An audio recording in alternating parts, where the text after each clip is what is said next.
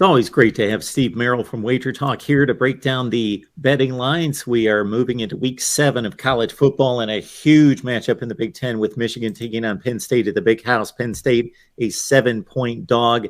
You can catch, of course, Steve's complete selections on wagertalk.com. Steve, at the Big House, it's Penn State and Michigan.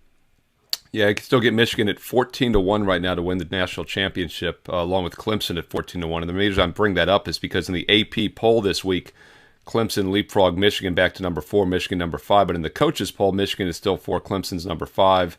Ohio State, Georgia, Alabama, all less than 2.5 to 1. So looking for a little bit of a flyer, Michigan 14-1, USC 20-1, Clemson 14-1. Obviously are the teams fighting right now for that 4th playoff spot. And I do think Michigan is a live contender, not only to make the playoffs, but to win the national title. I've been bullish on this team this season, and my power ratings like them once again in this game. I think this line is too short.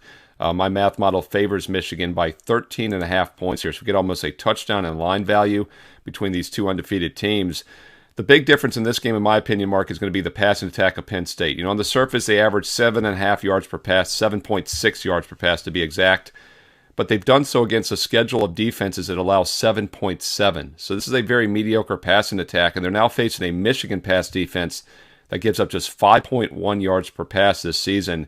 Huge step up in class here, and I think that's going to be the difference in this game. And when Penn State gets behind in this game, they're going to have a tough time catching up if they can't throw the ball. So although the public might be looking at Penn State here getting a full touchdown as an undefeated underdog, I don't think the line's high enough. I like Michigan, and I favor them by 13.5. Steve's complete array of selections and his information and money management system can be found at wagertalk.com. Again, Steve at wagertalk.com.